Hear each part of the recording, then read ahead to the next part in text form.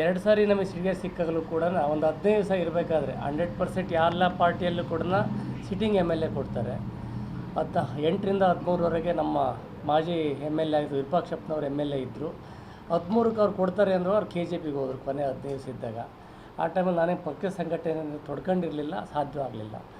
ಮತ್ತು ಅಲ್ಲಿಂದ KJP BJP ಅಂತ ಒಟ್ಟಾದ ಮೇಲೆ ಕಂಪ್ಲೀಟ್ ಪಾರ್ಟಿ ಅವ್ರ ಕಡೆಗೆ ಕೊಟ್ಟಿದ್ದರು. ನಾವು ಈ ಕಡೆ ಸೊಸೈಟಿ ಅಂತ ನೋಡ್ಕೊಂಡಿದ್ವಿ. ಮೊನ್ನೆ ಅವ್ರು ಸ್ಕ್ಯಾಂಡಲ್ ಸಿಗಾಕೊಂಡು ಪ್ರಾಬ್ಲಮ್ ಆದಮೇಲೆ ಮತ್ತೆ 15 ದಿವಸದ ಸೀಟ್ ಅನೌನ್ಸ್ ಮಾಡಿದರು. ಇಡೀ ಪಾರ್ಟಿಯಲ್ಲಿ ಚನ್ನಗಿರಿಯಲ್ಲಿ ಪಾರ್ಟಿ ಅಂತ ಬೆಳೆಸಿಲ್ಲ. ಅಲ್ಲಿರೋದೆಲ್ಲ ಏನಿದ್ರು ಅಂದರೆ ಶಾಸಕರ ಜೊತೆ ವಿರೂಪಾಕ್ಷಪ್ಪರ ಜೊತೆ ಇರೋರು ವಿರೂಪಾಕ್ಷಪ್ಪ, ಇಲ್ಲದ ಪಾರ್ಟಿಯಿಂದ ಅಂತ ಇಲ್ಲ. ಇಡೀ ಟೀಮ್ ಅವ್ರ ಜೊತೆಗೆ ಹೋಯಿತು. ಮತ್ತು ನಾನು ನಿಂತ್ಕೊಂಡು ಬಲಿಪುಷು ಆಗಿದ್ದೀನಿ. ನಾನು ಇವಾಗ ಆಗ್ರಹ ಮಾಡ್ತಿರೋದು ಇಷ್ಟೇ, ಈಗ ನನ್ನ ಕೈಲಿ ಪಾರ್ಟಿ ಕೊಡ್ರಿ. 2 ವರ್ಷ ಬಿಟ್ಟು ಪಾರ್ಟಿ ಏನಾಗಿರುತ್ತೆ ನೋಡಿರಿ. ಯಾರು ಅವತ್ತೇನಾದ್ರು ವಿಪಕ್ಷಪ್ಪನ ವಿನ್ನಿಂಗ್ ಕ್ಯಾಂಡಿಡೇಟು, ವಿಪಕ್ಷಪ್ಪಕ್ಕೆ ಜಾಸ್ತಿ ಇದೆ ಅಂದರೆ ಅವ್ರಿಗೆ ಸೀಟ್ ಕೊಡ್ರಿ ಅಂತ ಹೇಳೋವಂಥವ್ನು ನಾನು. ಯಾರಿಗೆ ಅವತ್ತು ವಿನ್ನಿಂಗ್ ಕ್ಯಾಂಡಿಡೇಟ್ ಅಂತ ಇರ್ತಾರೆ, ಅವತ್ತು ಸಮೀಕ್ಷೆ ಮಾಡಿದಾಗ ಯಾರು ಗೆಲ್ತಾರೆ ಅಂತ ಅಂಥವ್ರಿಗೆ ಕೊಡಂತ್ರಿ. ಪಾರ್ಟಿ ಸಂಘಟನೆ ಮಾಡೋಕ್ಕೆ ಅವಕಾಶ ಕೊಡ್ರಿ ಅಂತ ನಮ್ಮದು ಆಗ್ರಹ ಇಲ್ಲಿ. ಅದು ಕೂಡ ಮೊನ್ನೆ ನಡೆದಿರುವಂಥದ್ದು ತುಂಬ ಬೇಸರ ತರುವಂಥದ್ದು. 2 ಸಾರಿ ಕಷ್ಟದ ಸಮಯದಲ್ಲಿ ನಾವು ಪಾರ್ಟಿಯಲ್ಲಿದ್ವಿ, ಕ್ಯಾಂಡಿಡೇಟ್ ಆಗಿದ್ದೀವಿ. ಅವತ್ತು ಮೋಸ್ಟ್ಲಿ ನಾನಿಲ್ಲದ್ರೆ ಬೇರೆ ಇನ್ಯಾರು ಕ್ಯಾಂಡಿಡೇಟ್ ಆಗಿರಲಿಲ್ಲ. ಆದರೆ ಪಾರ್ಟಿ ಚೆನ್ನಾಗಿದ್ದಂಕಲ್ಲಿ ಇನ್ಯಾರು ಬಂದು ಸೀಟ್ ತಗೊಂಡು ಎಲೆಕ್ಷನ್ ಮಾಡುವಂಥದ್ದು ಸರಿಯಲ್ಲ.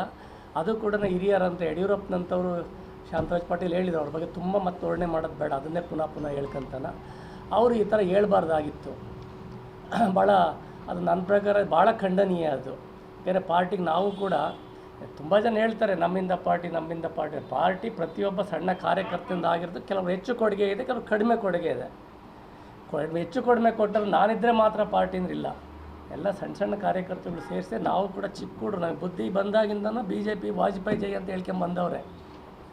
ಅದನ್ನೆಲ್ಲ ಇವ್ರು ಪರಿಗಣಿಸ್ಬೇಕಾಗಿತ್ತು. ಮತ್ತು ಇದನ್ನೆಲ್ಲ ನೆಗ್ಲೆಕ್ಟ್ ಮಾಡ್ಕೊಂಡು ಹೇಳಿದ್ದಾರೆ. ಅದನ್ನೇನು ಅವರ ವಯಸ್ಸಿನ ದುರುಪಯೋಗ ಪಡಿಸ್ಕೊಂಡು ಬೇರೆಯವ್ರು ಹೇಳ್ತಿದ್ದಾರೋ ಅಥವಾ ಅವ್ರಿಗೆ ಅವರು ಮರೋರು ಮಾಡಿದಾರೋ ಗೊತ್ತಿಲ್ಲ. ಇಂಥ ಮುಂದೆ ಆಗಬಾರ್ದು. ಇದನ್ನು ಭಾಳ ಸ್ಟ್ರಾಂಗಾಗಿ ಖಂಡನೆ ಮಾಡ್ತೀವಿ ನಾವು. ಅದು ಕೂಡ ಮೊನ್ನೆ ನಡೆದಿರುವಂಥದ್ದು ತುಂಬ ಬೇಸರ ತರುವಂಥದ್ದು. 2 ಸಾರಿ ಕಷ್ಟದ ಸಮಯದಲ್ಲಿ ನಾವು ಪಾರ್ಟಿಯಲ್ಲಿದ್ವಿ, ಕ್ಯಾಂಡಿಡೇಟ್ ಆಗಿದ್ದೀವಿ. ಅವತ್ತು ಮೋಸ್ಟ್ಲಿ ನಾನಿಲ್ಲದ್ರೆ ಬೇರೆ ಇನ್ಯಾರು ಕ್ಯಾಂಡಿಡೇಟ್ ಆಗಿರಲಿಲ್ಲ. ಆದರೆ ಪಾರ್ಟಿ ಚೆನ್ನಾಗಿದ್ದಂಕಲ್ಲಿ ಇನ್ಯಾರು ಬಂದು ಸೀಟ್ ತಗೊಂಡು ಎಲೆಕ್ಷನ್ ಮಾಡುವಂಥದ್ದು ಸರಿಯಲ್ಲ. ಅದು ಕೂಡ ಹಿರಿಯರಂತ ಯಡಿಯೂರಪ್ಪನಂಥವರು ಶಾಂತರಾಜ್ ಪಾಟೀಲ್ ಹೇಳಿದ್ರು, ಅವ್ರ ಬಗ್ಗೆ ತುಂಬ ಮತ್ತೆ ತೋರಣೆ ಮಾಡೋದು ಬೇಡ, ಅದನ್ನೇ ಪುನಃ ಹೇಳ್ಕೊಂತಾನೆ.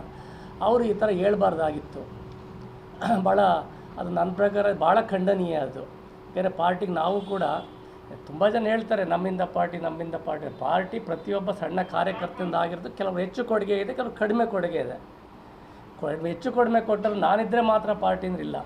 ಎಲ್ಲ ಸಣ್ಣ ಕಾರ್ಯಕರ್ತರುಗಳು ಸೇರಿಸಿ ನಾವು ಕೂಡ ಚಿಕ್ಕ ಹುಡುಗರು, ನಮಗೆ ಬುದ್ಧಿ ಬಂದಾಗಿಂದನೂ BJP ವಾಜಪೇಯಿ ಜೈ ಅಂತ ಹೇಳ್ಕೊಂಬಂದವ್ರೆ. ಅದನ್ನೆಲ್ಲ ಇವ್ರು ಪರಿಗಣಿಸ್ಬೇಕಾಗಿತ್ತು. ಮತ್ತು ಇದನ್ನೆಲ್ಲ ನೆಗ್ಲೆಕ್ಟ್ ಮಾಡ್ಕೊಂಡು ಹೇಳಿದ್ದಾರೆ. ಅದನ್ನೇನು ಅವರ ವಯಸ್ಸಿನ ದುರುಪಯೋಗ ಪಡಿಸ್ಕೊಂಡು ಬೇರೆಯವ್ರು ಹೇಳ್ತಿದ್ದಾರೋ ಅಥವಾ ಅವ್ರಿಗೆ ಅವರು ಮರೋರು ಮಾಡಿದಾರೋ ಗೊತ್ತಿಲ್ಲ. ಇಂಥ ಮುಂದೆ ಆಗಬಾರ್ದು. ಇದನ್ನು ಭಾಳ ಸ್ಟ್ರಾಂಗಾಗಿ ಖಂಡನೆ ಮಾಡ್ತೀವಿ ನಾವು.